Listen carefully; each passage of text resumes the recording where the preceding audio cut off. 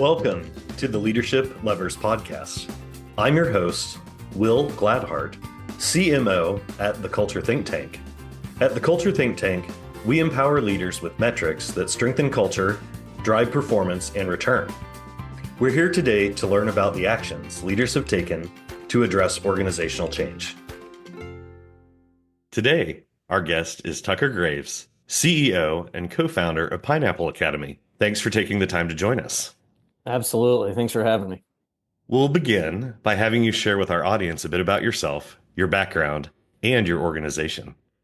Sure. My name is Tucker Graves. I'm the CEO of Pineapple Academy.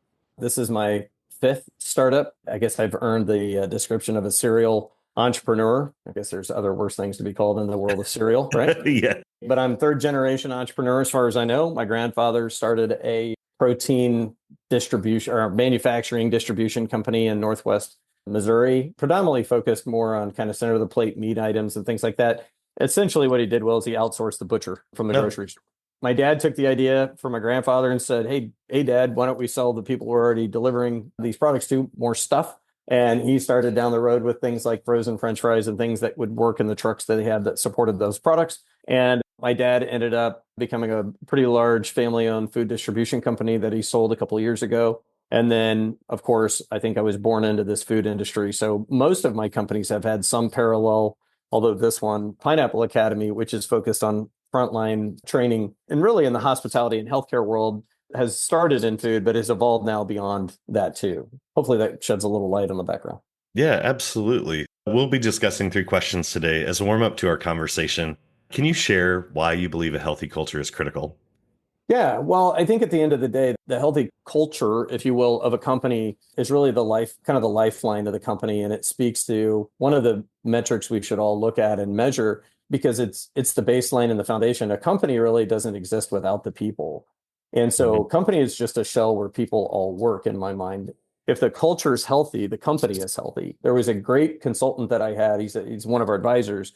And we were in the process, Will, of raising money. And he said, it's really a simple formula. He said, if you want to raise money, well, then you have to have growth. And they call traction in our world, right?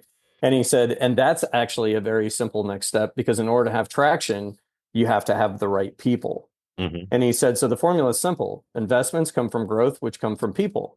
And so if you kind of think about it, you just keep going down. And so I remember my dad asking me one day, he said, if you could pick one person to hire that you think would impact your company the most, who would it be? And I said, somebody in the world that helped create the best environment for people, because I believe that that would then end up resulting in the best performing company if I was the best place to work. Yeah, I think that's really wise advice, especially from someone who's been in your industry a lot of years, but also has started multiple companies. We hear over and over from leaders, right people, right seats, right roles. And also the clarity around the role and how they're impacting the organization is absolutely critical. It's been our experience that leaders tend to struggle in 3 key areas: people, process, or profits. In your role as a leader, could you identify which one of these 3 areas represented a cultural challenge in your organization or one of the organizations that you started? Sure. I think it's interesting because of those 3. I think, as you just said, it can kind of change throughout your career path. I think we can probably say we probably struggle at different points with different things.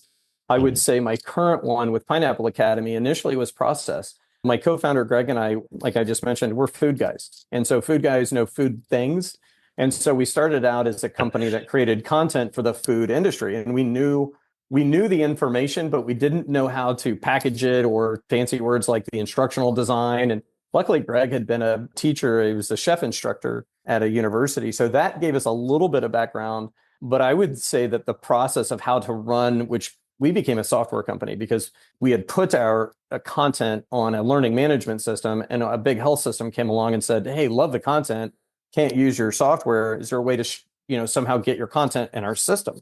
And so we called an old friend who had helped me with previous companies. We had to figure out a way to stream it and protect our intellectual property and support the subscription model.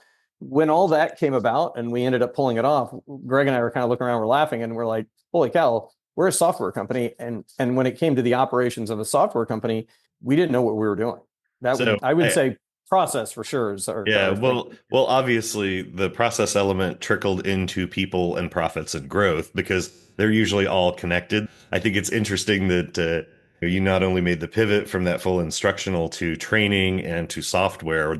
That's a big shift. Was there any specific challenge that negatively impacted the organization, either through growth or that process piece?